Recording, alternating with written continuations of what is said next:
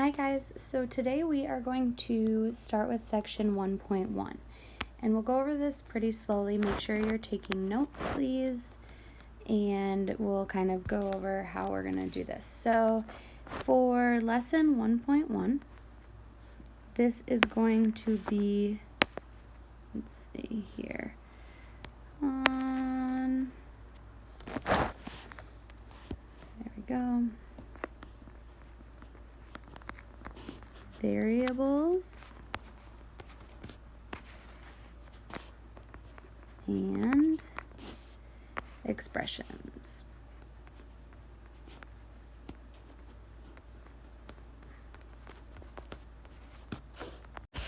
Okay, variables and expressions. If any of you guys have a good recommendation on a stylus, my iPad's not new enough to use an Apple Pencil, but I need one, and preferably if it would work over the OtterBox case. Please let me know. Okay, so variables and expressions. What are we going to talk about today? Hopefully this is review and you guys have seen this stuff before, but we're going to learn to write algebraic expressions. So we're going to do this that at the beginning of each section, you will have some words that you need to find in your book to define. And you need to define them with the mathematical terms, not just like the dictionary version of them. So please keep that in mind. So, oops, I did not want to move that letter around. Okay, so the words that I want you to define in your notebook on your own are quantity, variable,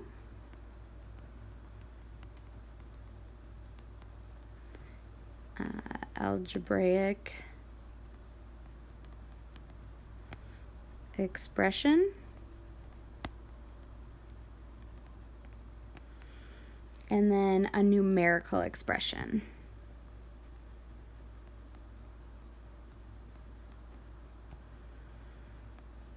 Okay, I need you to define those.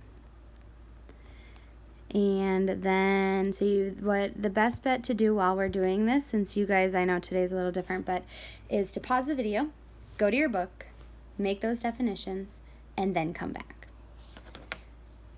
Okay, so once you have those defined, those will be like at the top of your notes. They should be orderly. You should be able to see them nicely. And then we're going to start doing example problems. Okay, so you'll want to write all of these down. Make sure you don't miss anything. Our first example, let's change this, maybe be not so aggressive, is going to be to write an algebraic expression for the word phase. So you can pause that and rewrite that, but what we're doing for this example is writing an algebraic expression for the word phase. So in our first example, we want to write some kind of expression that represents 16 more than a number y. Okay, so let's take a look at this. We have 16 more than a number y. So we know we have y, so y is going to go somewhere there. And more right here, more represents addition, right? So if I want 16 more than y, that's going to be y plus 16, right? That tells me that this is 16 more than a number y. And it can be a little tricky because if I wanted y more than 16, that would technically be the same thing as well, but if I'm starting with 16 and I want y more, we would write it in that order. And this will matter for subtraction. It won't matter for addition, but just make sure you're doing it in that right order. Okay, for B. B is going to be 32 less than a number n. Okay, so this is where order matters, right? Because when we're doing subtraction, it's going to matter what we subtract from.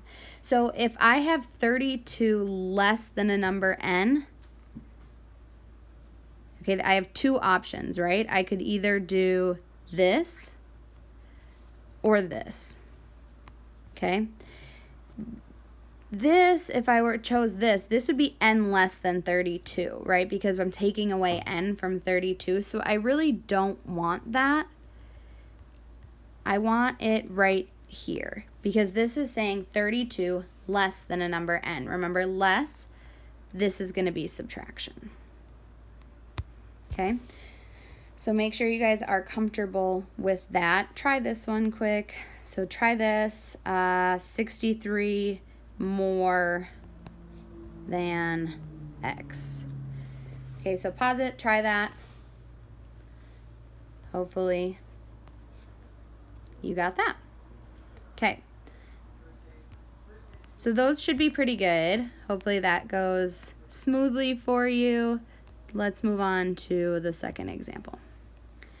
Okay, example 2, we're going to write an algebraic expression again. We're just going to use multiplication and division. So if I had, for my first example, 12 times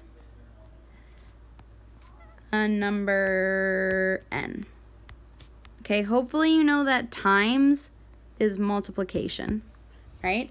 And I could write it as 12 times a number n or 12n, right? Those are all the same things. Or I could use the dot. Any of those notations will work just fine for what we're doing.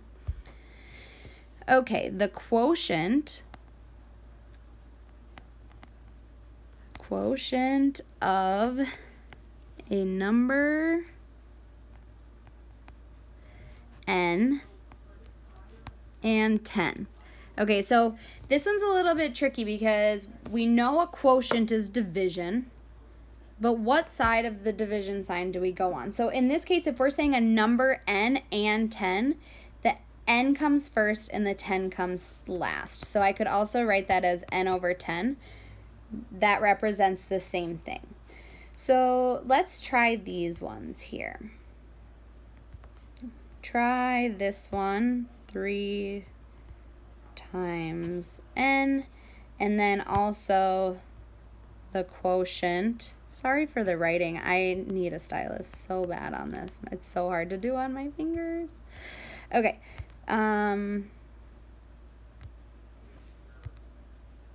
Okay, then try also the quotient of 14 and a number n. Okay, so pause it, try this. Okay, hopefully you tried it. 3 times n, super easy. Hopefully you got that. Now, if I have the quotient of 14 and a number n, so I know I have this, but I have 14 and a number n. So that means the 14 is going to go first and the n second. So that would be 14 over n because the 14 comes before and in that statement. Oops. Okay. Our third example, 2 operations, okay? So now we're going to mix it up and add an extra one in. So if I said 3 more than twice a number x. Okay, so let's take a look at this. I have 3 more than something. So that means I'm going to add 3 to something, right? 3 more than whatever is going to be 3 plus something. So that takes care of this part. Twice a number x is going to be 2x. I multiply that because twice a number means 2 times that number x. So that would be my expression there. Okay, let's try this one. 9 less than the quotient of 6 and a number x. Okay, so this one, 9 less than. So remember, technically up here I should have added the 3 on this side, right? Because if I have 9 less than something, whatever that something is, I'm going to subtract 9 from it. because I have 9 less than whatever that is. Okay, then I have the quotient of a number and x. So remember, I have that division sign. And so and is right here. The 6 comes before it and the x comes after it. So I would rewrite this like this just because it looks a little bit nicer, but either one of those is sufficient for that.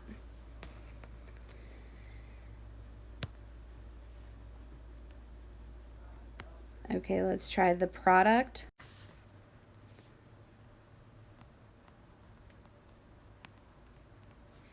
of 4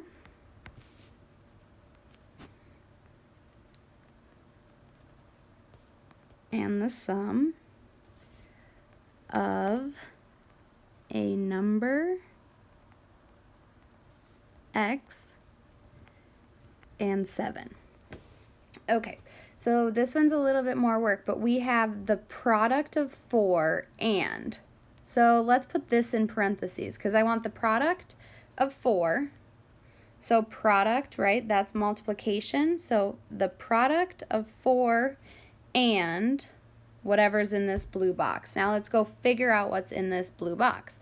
The sum of a number x and 7 would give me x plus 7 because sum is addition. So I would rewrite this as 4 times x plus 7 like that, just to clean it up. So this is the product of 4 because it's 4 times the sum of a number x and 7. It's a product, so I want to multiply 4 times that whole group. So make sure to check and try to figure out where those grouping symbols occur.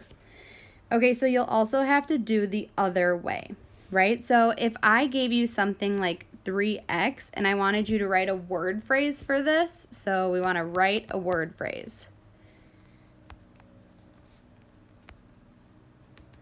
Okay, I could write something like 3 times a number x. But I could also write the product of 3 and a number x. That would also work in this case. So I'm going to give you a couple to try. I want you to pause and try to do these on your own.